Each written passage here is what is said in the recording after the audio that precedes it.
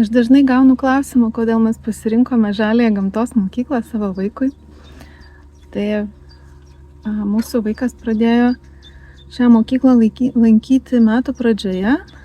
Tai jau jisai ten yra pusę metų. Ir kodėl pasirinkome šią mokyklą, tai visų pirma, ta mokykla, Žalioji gamtos mokykla turi konkrečią kryptį. Tai reiškia, jinai remiasi humanistinė pedagogika ir humanistinė pedagogika leidžia kiekvienam vaikui atrasti, pažinti, patirti, prisimti atsakomybę ir eiti individualiu tempu. Tuo pačiu būnant kartu su skirtingo amžiaus vaikais, būnant skirtingoje aplinkoje, kintančioje aplinkoje, vaikai turi galimybę patirti, pamatyti gyvai ir tuo pačiu mokytis, bet mokytis ne iškalant, ne mokantis atmintinai, tačiau patiriant tuos dalykus, klystant savo individualiai, ar ne, individualiai pajaučiant, kas jam tinka ir kas netinka. Tuo pačiu humanistinė pedagogika suteikia galimybę, mentorė suteikia galimybę, ar ne, mokykla vaikui atrasti tai, kas jam prasminga, kas jam naudinga, tuo pačiu atrasti, kokią profesiją jisai nori, ar ne, kokią mato profesiją šiuo metu, galbūt jinai pasikeis, galbūt galės jinai keistis į dar kitokią. Ir ši mokykla mums davė labai daug. Visų pirma, mūsų vaikui pasibaigė neaiškus, neatpažinti pilvo skausmai, kurie būdavo einant jam į mokyklą prieš tai. Jo buvo sutrikęs miegas, buvo vaikas jau labai užsisklendęs savyje, nieko nenorėjo pasakoti, kartais buvo tam tikrose situacijose apatiškas ir to lyg pasiduodantis ir net nebandantis paaiškinti, kokia buvo situacija ir tiesiog pripažįstam, kad jisai yra kažką blogo padaręs.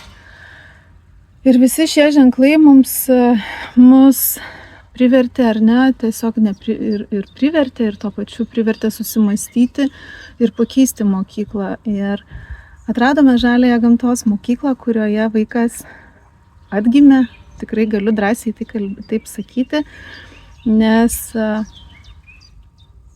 vaikas pradėjo daugiau kalbėti, daugiau reikštis, išreikšti savo poreikius, išreikšti savo poziciją, savo norus, tuo pačiu daugiau dalintis jausmais, suprasti save, labiau supranta, ką jisai jaučia, ko jisai nori, ko jisai prieštarauja.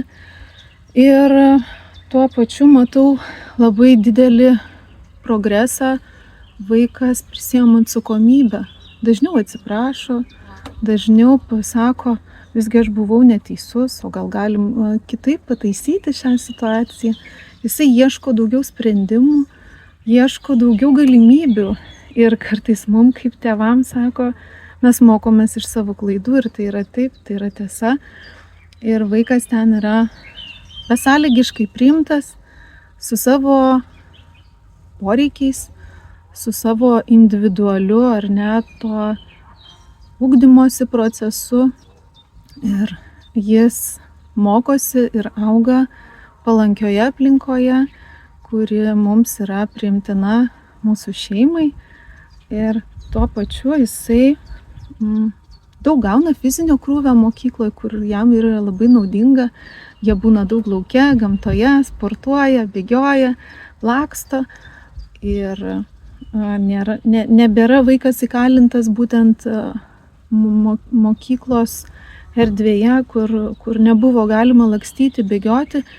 Tai šio erdvėje vaikas ir mokosi tuo pačiu ir tuo pačiu yra atsižvelgiama į jo poreikius, kai norima pabėgioti, norima palakstyti ir kai nenustygsta vaikas vietoje.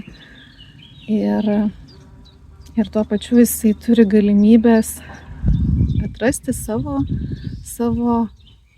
veiklas, kurios jam patinka.